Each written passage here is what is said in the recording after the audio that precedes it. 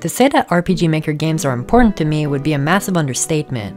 I've spent way too many hours as a teen browsing the internet late at night, looking for the next strange yet fascinating experience.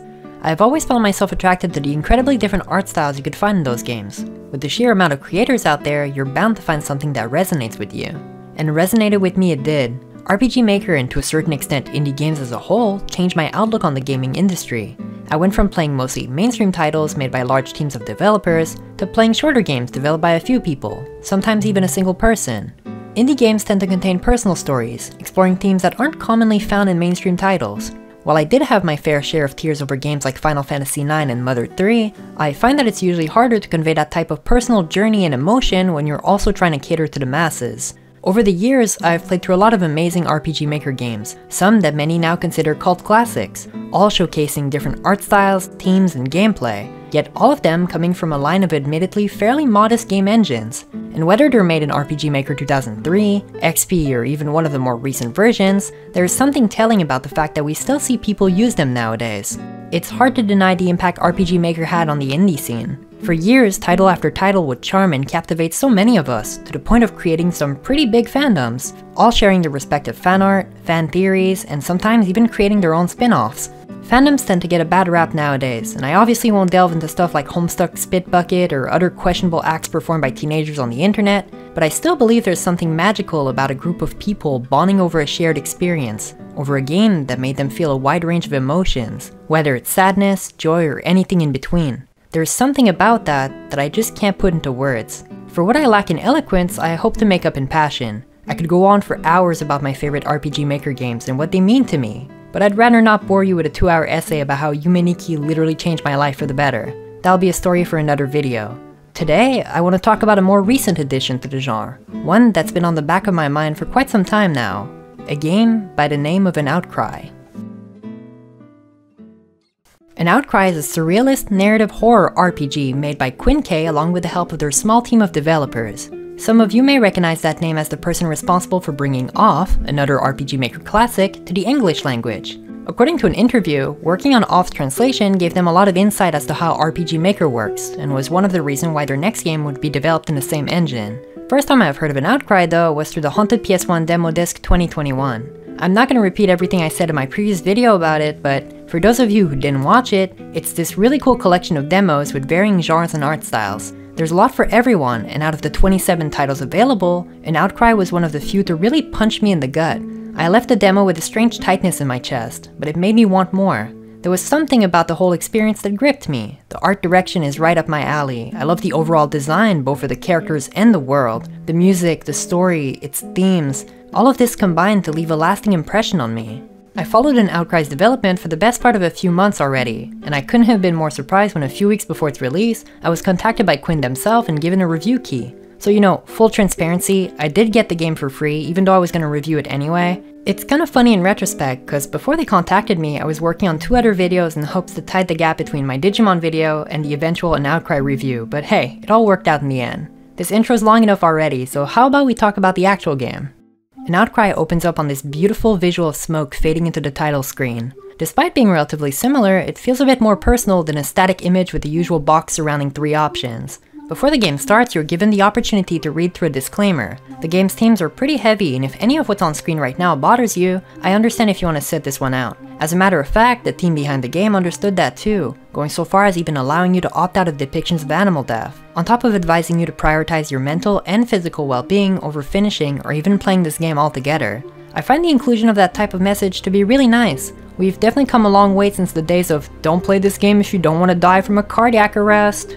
The disclaimer ends with the controls, the usual RPG Maker stuff, Z or spacebar to interact, X and C to cancel and open the menu. The game also supports controllers, so if you're more comfortable with that, it's pretty neat. I prefer keyboard, but it's mostly out of habit. The game begins with this beautiful intro showcasing the sunset over Vienna, Austria, the encroaching darkness, as well as this strange itch. In An Outcry, you take control of the Unnamed, right after they accidentally locked themselves out of their apartment, with no cigarettes or a lighter. It's gonna be a long night, huh? I really like the Unnamed's character design. Head shaved, dressed in very shapeless clothes, a jacket, a pair of pants, some sneakers. Their eyes are even obscured by this sort of sensor bar. and despite having this almost featureless design, the Unnamed ends up conveying a lot of varied emotions throughout the game. You slowly start figuring out what kind of person they are through contextual details and small mannerism. It serves to make them feel way more than just a blank slate for you to project on, and I think that in a way, it makes them even more of a compelling character to follow. On your quest to bum a smoke from your neighbors, you end up meeting a lot of other characters. The first one we're introduced to is Mr. Schmidt, this retired old guy who does nothing but chain smoke and build model ships all day. He instantly misgenders you in the first conversation, so in the trash he goes! Next neighbor on the list is Mrs. Yildirim. She's a mother of 2 and the apartment complex's janitor. The first time meeting her goes about as well as it did with Schmidt. The Unnamed fumbles up and makes the conversation instantly awkward, so was nice meeting you. On the other side of the building, you meet Mrs. Azen, this grumpy old lady who opens up with the old 1-2, you'll never be a real girl, huh? What an old sack of shit. The world of an Outcry is bleak and oppressive. There's constant reminders that you're not welcome here, your neighbors being only the tip of the iceberg. Right-wing politician ads are staring at you from across the street, their uncanny smile attempting to hide their blatant disdain for foreigners. Your landlord doubling the price of rent because he has to save up for a complete electrical overhaul of the building, even blaming his tenants for having reported the faulty wiring. The only consolation out here has to be Anne. She's this adorable lady and this beacon of comfort. And I swear I don't just say that because she speaks French. At least, it's not entirely why. Being the Unnamed's best friend, she's extremely supportive of them, and it feels very nice to have her, in contrast to the rest of the main cast. Anne is even kind enough to offer you some help on your quest to enjoy a cigarette outside. She offers you the choice between a trans flag lighter or a cool skull lighter. Up until this point, the intro to an Outcry was pretty much the same as the demo, but the full version took me by surprise. Usually you'd get the lighter of your choice, go outside, and then the story would continue from there. But this time around, there's a commotion in the hallway, and you witness a confrontation between Schmidt and Mrs. Yildirim. His choice of words is despicable at best, and he practically forces her to pick his cigarette from the floor. And while all of this is happening, the Unnamed just stands there. Meanwhile, in real life, I'm frothing at the mouth, I can't let this happen. Yet there's no dialogue option to intervene. This is where one of my favorite gameplay elements from an Outcry comes into play. Being a narrative experience, a lot of the game revolves around conversation, some of which you can choose dialogue options for. But what if I told you that when those choices appear, you could just refuse? On my first playthrough, I was in the mindset of typical RPG, gotta follow the dialogue options no matter what. It's only when I restarted the game to see if this could have been avoided that I tried refusing. Pressing the cancel button during a choice of dialogue will refuse any of the options available. For this case, instead of just walking past the altercation and therefore being complacent in their silence, the Unnamed confronts Schmidt instead. This system ties nicely into another gameplay feature I absolutely love from an Outcry. The story branches off depending on your choices. If the Unnamed doesn't intervene, they eventually get cigarettes from Schmidt, but if they do, they receive cigarettes from Mrs. Yildirim instead. This specific example leads to very similar results, but completely different scenes play out. And while some decisions matter more than others, it served to make me question my choices and take more time to weigh the outcome. I became very cautious about what options I'd pick, or sometimes refuse to pick. And I know branching paths aren't exactly a new concept in video games, but it just felt really cool. And it's not like the game uses this only once with results being roughly the same. Later on, some of your choices open up completely different paths with their respective endings. The story goes on and eventually the Unnamed finds himself enjoying a cigarette in peace. I mean, they're still locked out of their apartment, but hey, at least they can smoke, right? The Unnamed feels like they can focus a lot better now, like their mind has traveled out of their body, like a carbon monoxide copy of them was sent to a safe place. This is how an Outcry introduces save points. If you want to save your progress, you'll need to smoke a cigarette. I know it sounds a bit daunting since cigarettes are limited and you can't smoke inside the apartment complex until a bit later in the game, but I never found myself unable to save. The developers were pretty generous with the amount of cigarettes you can stockpile, on top of having scripted scenes that let you save for free. Even though every time one of these happens, I kinda took it as an indicator that something was just about to go down. The first time you smoke outside coincides with where the demo ended. Everything prior to this point counts as the prologue. It's only when you come back from the title drop that you hear this loud scream.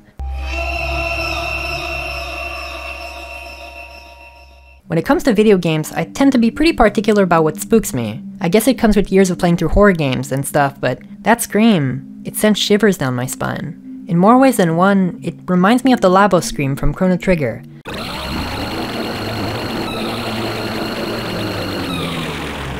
It's this shrill noise coming out of nowhere, completely breaking the silence and disturbing what was prior to that a fairly normal experience. It kinda left me speechless to the point that when the prompt to follow or ignore appeared, I hesitated. This is probably the most important choice in an Outcry. Picking either of these options has the game devolve into two separate routes, both of which leading to extremely different events unfolding. So before we delve into spoiler territory, let's talk about combat. Regardless of which route you pick, you'll eventually find yourself introduced to the battle system. Each battle starts with the caption, "They don't want to fight." And by that, I mean literally the first fight opens up with this dialogue box warning you to play extremely defensive and outright stating that encounters can turn ugly very fast. The only time you should engage in combat is when you're 100% confident you can overwhelm your foe. I gotta admit, that kinda tripped me up. Like I mentioned earlier, I came in with a very standard RPG mindset. These hands were made for grinding enemies into a pulp, if you know what I mean. So being told to be careful and not to engage in unnecessary fights, it kinda made me play more careful than I usually would.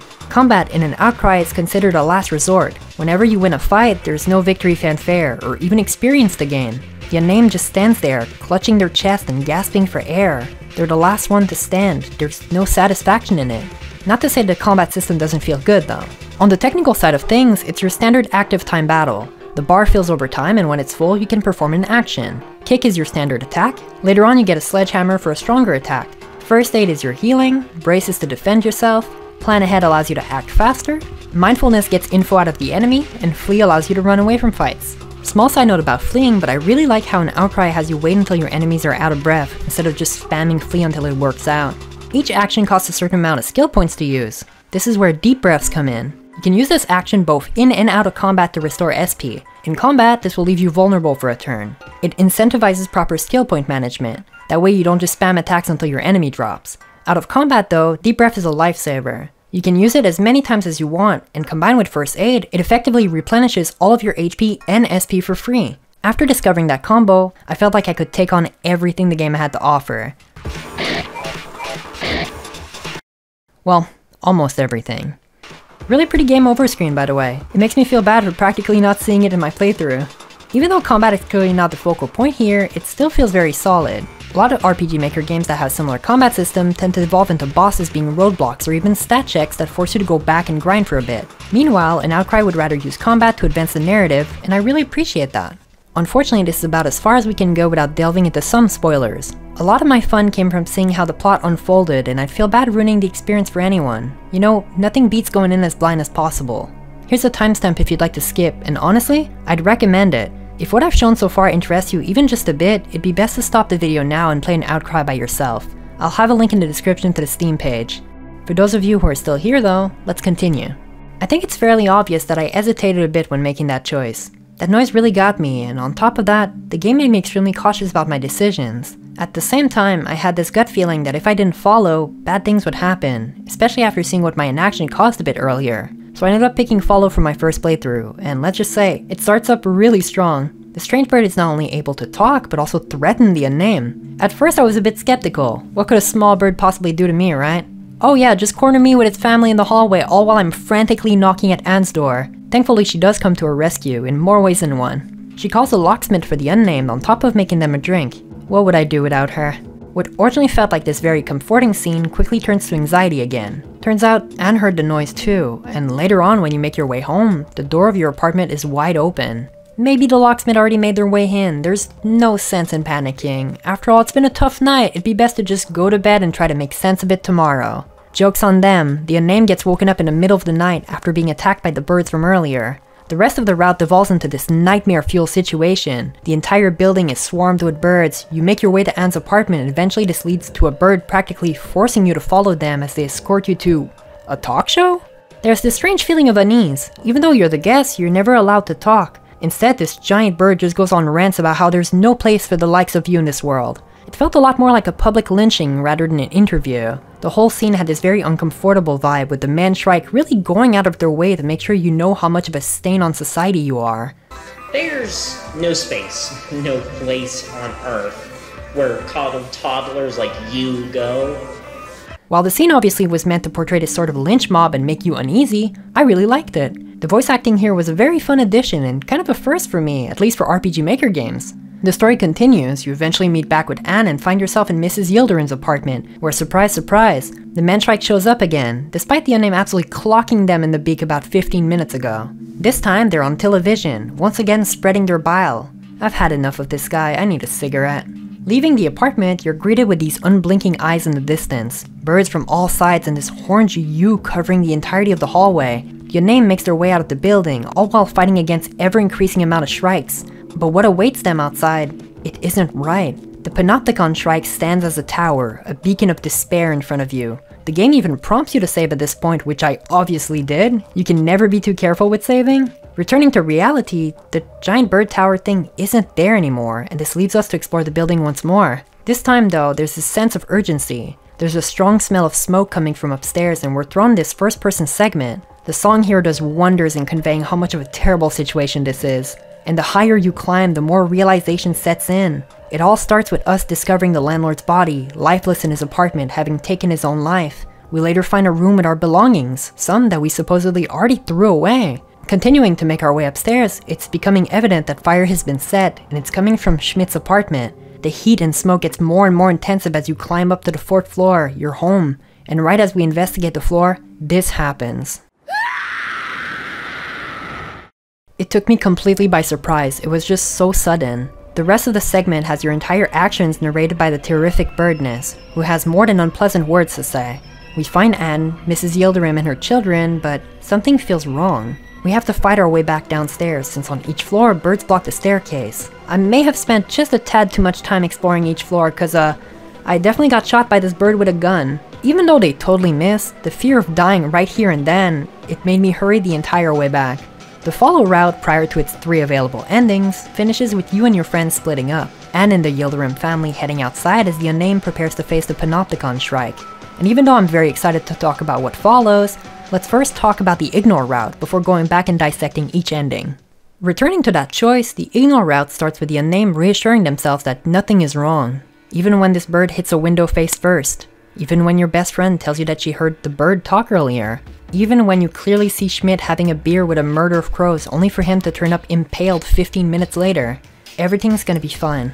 While the follow route did have its pretty stressful moments, there's just something in this branching path that hits differently. More and more distressful things happen, but the Unnamed constantly convinces themselves that it's all gonna be alright. And the entire time I had this sinking suspicion that everything's not gonna be alright.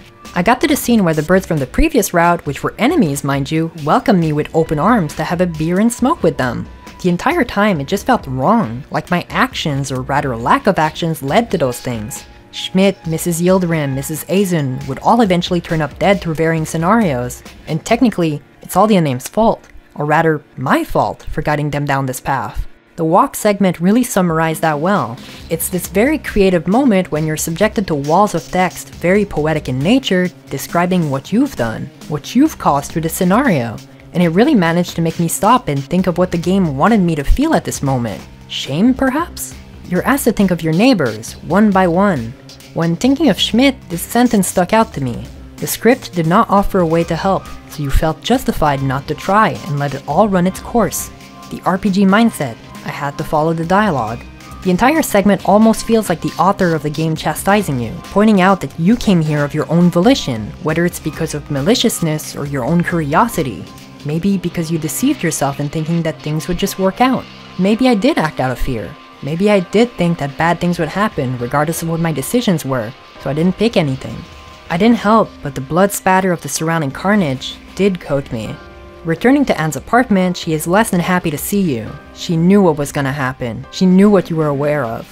And that moment just broke my heart. But before I continue elaborating on this, we should probably address the game's endings first. That way we'll be able to talk about the entire game's central themes after. For the moment, the Ignore route ends here, with my heart in pieces.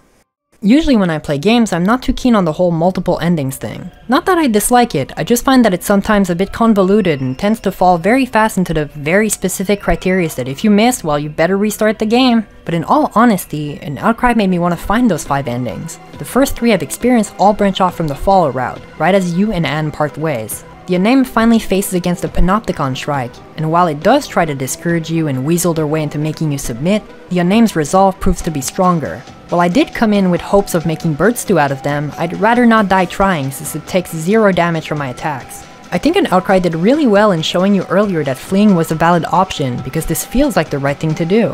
Ending 1 has the Unnamed retreating into the building, all while being followed by the strike's humongous claw. You find yourself cornered, and while all hope seems lost, the door that was constantly locked throughout your playthrough is finally open. In there, you find this mysterious character apologizing and telling you that the only way is down. With no other choice, the Unnamed jumps and lands on this theater stage, their face completely hollowed out. Ending 2, on the other hand, happens if you accept the Panopticon Strike's offer and submit to their terrific birdness. They instruct you to hold still and collect your reward, their talons slowly reaching for your face, now an ashtray so they may snuff out their old cigarette. Regardless of whether you accepted them or not, there could be no peace between you and them. Their words empty promises as you find yourself assimilated by the shadows of its wings. Ending 3, for once, is a little bit more hopeful. Rather than going upstairs during the chase sequence, if you make your way to the front of the building, you'll find a group of shrikes that you can fight. Defeating them allows you to leave the apartment complex and reunite with your friends, right after defeating the Panopticon Shrike, who found themselves stuck in the building. The Unnamed's face is now transformed into a beacon of hope, shining brightly as they leave the scene, exhausted. We later see a sunset over Vienna, an indication that maybe things will be alright. But enough fun, let's talk about the really intense endings from the Ignore route. You know, the ones that made me cry? I always keep the best for the last. Despite everything that's happened, even after knowing what the Unnamed did, Anne offers them a drink. This is where you get the choice of either endings. Ending 4 requires you to leave the apartment. As you explore the now silent building, the faceless bodies of your neighbors talk, almost taunting you. Making your way back to Anne's apartment, you find her, bloodied and bruised. A bird made its way to her, and as she continues to explain her disdain for you, this scene slowly unfolds. You help her up, make your way outside for one final smoke. If she is to die, at least she'll die with a friend. The scene specifically was probably the hardest for me to witness, especially after the entire walk segment, immediately followed by the faceless corpses of your neighbor. It was really hard to just sit there, knowing what I had inadvertently caused, knowing that Anne's last moments were a direct result of the actions I chose, whether they be by curiosity or any other reason. And even as she continuously wails on you verbally, our dialogue ends with this very sombering sentence: "Don't disappear like the smoke into the night." Just really tough to go through. Really glad I only went to this ending once, as beautifully crafted as it is. I don't think my heart could have endured it. The Unnamed digs a grave for their friend and sits down on the floor, alone with their thoughts, with a reminder of what has been done, of what cannot be changed. As the music and their face slowly morphs into this horrid beak, decorated with those orange eyes, they've become one with the birds. This could have been easily my favorite ending if not for the one that follows. If you decide to stay in Anne's apartment after she offers you a drink, she'll eventually make her way back to the living room. She expresses sympathy for you, for not knowing what to do in those particularly stressful moments. And this is where the game's biggest reveal is shown. The Unnamed outright acknowledges that you're controlling them. They were aware the entire time that I, the player, was controlling them, making them do things, say things that they had no control over. And as crazy as that sounds, Anne believes you right away. I was taken aback a bit by this whole fourth wall break. All characters were part of this play. Everything from words spoken to actions taken were all written in this manuscript. Whatever you may have learned wasn't yours to learn. None of this is real, and as Anne explains that she has a puppet looking strangely similar to you, things take once again a turn. She cuts the strings from it and sets the Unnamed free from this prison. They find themselves in this strange new world filled with staircases, and as the scene unfolds, they make their way to Anne, waiting in this theater. They both exit the scene, and with them, taking my heart as well. I think there's something to be said about the importance of ambiguity in stories, especially when it comes to those endings. The way we, as people, approach media has changed a lot over the years, and I know some of us tend to overanalyze and demand closure out of shows, movies, and games, but personally, I prefer to find meaning in what's there. In the end, I wouldn't want an Outcry to be any different. Every ending has its place, each representing different aspects of the story, and playing through all of it, it's really made me appreciate that ambiguity. There's no need for a canon ending. As a matter of fact, I feel like it would be a shame to discard all the other endings for one decidedly canon one. It's rare that I find myself in this situation where I finish a game only to be completely speechless. Yet here I am, writing about my experience, my feelings, and I'm almost already at 6,000 words. An Outcry is a beautiful experience, not only from a visual or musical point of view, but because it's a story made by someone who's clearly been through a lot. The game approaches a lot of themes that you don't find often in video games, and I'm glad for that. Even though the story is set in a different country, in an entire different continent than mine, there's a lot I could relate to. The birds could easily be seen as a sort of military troop, which would make sense knowing Austria's history and role during World War II. Yet as a foreigner, I saw them more in the fashion of right-wing partisans, protesting and feeling threatened by anyone different than them. And as a matter of fact, the game acknowledges that a few times, with the poster outside of the Unnamed's apartment building. There's also a lot to say about racism as well. Mrs. Yildirim, who's Turkish, gets absolutely berated by people like the landlord and Schmidt. They almost treat her like a subhuman. There's also a lot to say about being transgender, non-binary, or just the topic of identity as a whole. The Unnamed's design seems to purposefully nod to this with a complete lack of gendered elements. I really like it. Also, Anne gets dialogue options hinting that she may have transitioned in the past. I'm really glad an Outcry didn't shy away from talking about more sensitive topics like the consequence of inactions among others. I took note of a sentence that I didn't find anywhere else to talk in the video, but it really stuck with me. During the Panopticon Strike segment, they asked the Unnamed this very strange question. If nameless conviction is so deep and so strong, why need assurance? Why brutally defend what's not wrong? Because I've seen too many of my friends get cut off by their families, kicked out of their apartments, and treated miserably simply because they were different. There is no peace that comes from a group that wants you gone, eradicated. So tooth and nail I defend, myself, my friends, my family, for a world that will accept us for who we are, regardless of name, of identity, of creed, so that one day, hopefully, the next generation won't have to fear coming out, won't have to go through what so many of us already did. On the surface, an Outcry can seem pretty dark. It approaches a lot of topics that people would rather avoid than openly discuss. But for me, I came out of it with more hope than ever. There is a lot more I'd like to say about it, but I feel like I'd do the game a disservice if I lingered on too long. If you have the opportunity, even if you did watch a spoiler segment, play it by yourself. There's a lot of good to take from such a heartfelt experience. So if any of you devs are watching right now, thank you so much for your hard work. I can't imagine how tough it must be to open up and share with the world a story like that of an Outcry. But if it's any consolation, just know that there will be people, like me, who will be able to see themselves in the Unnamed, in Anne, and the myriad of topics you've approached in the game, all for better or for worse, and that the story you've made will mean to them more than you can even imagine. So thank you. To wrap things up nicely, since I'm getting just a tad too sentimental, I came into the game with very high expectations, and still they got blown away. An Outcry went very fast from this cool demo I really liked to this impressive, thought-provoking experience. On top of that, they really managed to stretch the absolute limits of what the engine is capable of, huh? I usually try to find negatives in everything I cover, but I'm stumped. Today I've got nothing but praise. An Outcry quickly became one of my favorite RPG Maker games, and definitely one that'll stick with me forever. Hey, welcome to the end of the video. Thank you for watching it all the way through, it means a lot. I'm still relatively new to doing these, and I don't know what to say besides like usual YouTube stuff, so like, comment, like, subscribe, share. Hope the new year treats you kindly. I think we all deserve a break, huh? And that's about it. Completely forgot what I wanted to say.